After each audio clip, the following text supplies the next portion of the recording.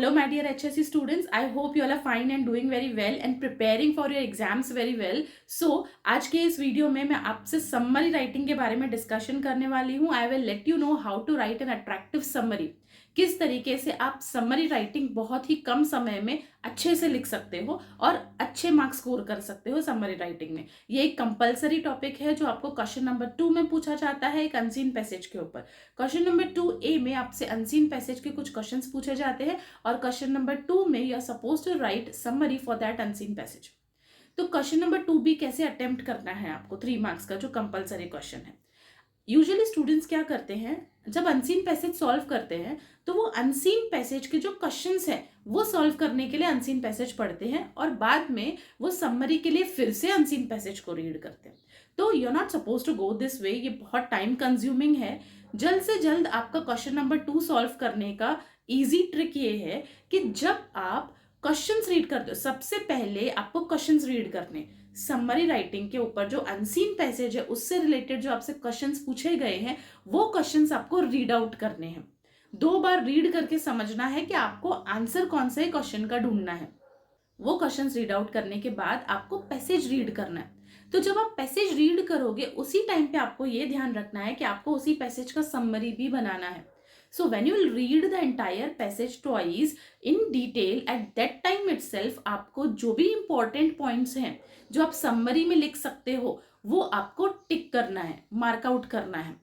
तो आप mark out कर दोगे. अब आपके पास आपने पूरा पैसेज रीड कर लिया, क्वेश्चन सॉल्व कर लिए. अब समरी जब आप अटेम्प्ट करने जाओगे तो आपको पूरा पैसेज रीड करने की जरूरत नहीं पड़ेगी. रीजन बिहाइंड दिस इज आपके पैसेज में आपके पास इंपॉर्टेंट पॉइंट्स हैं जो आप यूज करके समरी बना सकते हो.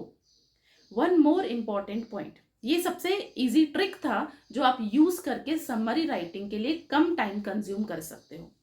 अब समरी राइटिंग लिखा कैसे जाता है, उसके लिए क्या पॉइंट्स को ध्यान में रखना जरूरी है वो मैं आपको बताऊंगी. सबसे पहला पॉइंट जो मैं आपको बता रही हूँ रिगार्डिंग समरी राइटिंग वो ये है कि आपको समरी राइटिंग कभी भी छोड़ के नहीं आना है. कोई भी हालत में एग्जाम में समरी राइटिंग का क्वेश्चन अनआंसर्ड नहीं होना चाहिए. ओके तो सबसे पहली पॉइंट आपको वो क्वेश्चन अनआंसर्ड नहीं करना है. अब आपके पास ऑलरेडी पॉइंटर्स हैं, कौन से इंपॉर्टेंट पॉइंट्स है वो आपके पास ऑलरेडी पता है. तो वही इंपॉर्टेंट पॉइंट्स आपको समरी राइटिंग में थोड़े ओन वर्ड्स में लिखने हैं. Okay exact same words copy नहीं करने हैं पैसेज के, आपको ओन वर्ड्स यूज करने हैं. सेम इन्फो ओन वर्ड्स में लिखना है. समरी राइटिंग में जब आप समरी राइटिंग लिखते हो तो इंपॉर्टेंट इंफॉर्मेशन जो आपने पैसेज से पॉइंट आउट किए हैं वही इंपॉर्टेंट इंफॉर्मेशन लिखना है. एक्स्ट्रा इंफॉर्मेशन आपको खुद का ऐड नहीं करना है. Okay you are not suppose to add any extra information in summary writing. अब समरी राइटिंग लिखने का फॉर्मेट क्या है. नेक्स्ट फोर्थ पॉइंट इज कि समरी राइटिंग आपको पैराग्राफ फॉर्मेट में लिखा जाता है. समरी राइटिंग पॉइंटर्स फॉर्मेट में नहीं लिखना है, पैराग्राफ में लिखना है. अगर आपको पैसेज 2 पैराग्राफ का दिया है तो आप समरी राइटिंग 1 पैराग्राफ का बना सकते हो. अगर पैसेज आपको 3 पैराग्राफ्स का दिया है तो आप 2 शॉर्ट पैराग्राफ समरी राइटिंग के बना सकते हो. तो in short summary writing maximum आपको 2 शॉर्ट पैराग्राफ्स लिखने हैं, ज्यादा नहीं लिखना है. अगर आपने समरी राइटिंग ज्यादा लिखा तो आपके मार्क्स डिडक्ट होते हैं. ठीक है, शॉर्ट में बताना है पूरे पैसेज में क्या लिखा हुआ है. आपको टाइटल पे 1 मार्क होता है तो कोई भी आप टाइटल दे सकते हो रिलेटेड टू द पैराग्राफ जो आपको समझ में आता है और वो टाइटल आपको कहाँ पे मिलेगा, पैसेज में ही कहीं ना कहीं मिल जाएगा. 3 मार्क्स के समरी में 2 मार्क्स आपके समरी राइटिंग पे रहते हैं और 1 मार्क आपका टाइटल पे रहता है. तो टाइटल छोड़ के नहीं आना है. अगर आपने सिर्फ टाइटल भी लिख के छोड़ा है then too you will get marks on the title. इसीलिए मैंने आपको बोला कि समरी राइटिंग कभी भी अनआंसर्ड नहीं होना चाहिए. फर्स्ट पैराग्राफ जो आप स्टार्ट करोगे वो हमेशा स्टार्टिंग पॉइंट होना चाहिए.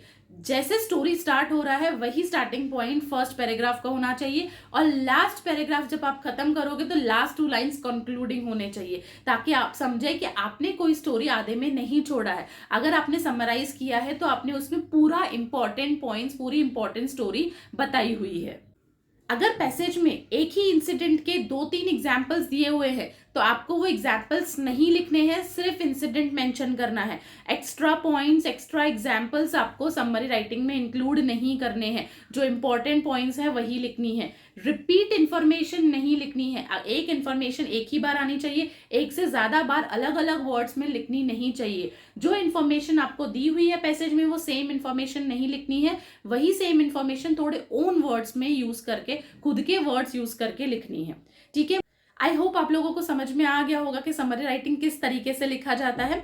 नेक्स्ट वीडियो में मैं आपको माइंड मैपिंग के सॉल्यूशंस देने वाली हूँ और ग्रामर सिखाने वाली हूँ। जो आप लोगों को क्वेश्चन बैंक आया था, उस क्वेश्चन बैंक में जो माइंड मैपिंग के क्वेश्चंस थे वो नेक्स्ट वीडियो में मैं सॉल्व करने वाली हूँ, जो जल्द ही आने वाला है। अगर आपने मेरे चैनल को अभी तक सब्सक्राइब नहीं किया है तो सब्सक्राइब कीजिए। आने वाले कुछ दिनों में आपके लिए बहुत इंपॉर्टेंट वीडियोज आने वाले हैं, तो आप आपके फ्रेंड्स के साथ भी शेयर कीजिए। और सब्सक्राइब नहीं किया है तो सब्सक्राइब कीजिए, लाइक बटन हिट कीजिए, so that I can come with the next upcoming useful videos for you. Okay, thank you so much for watching.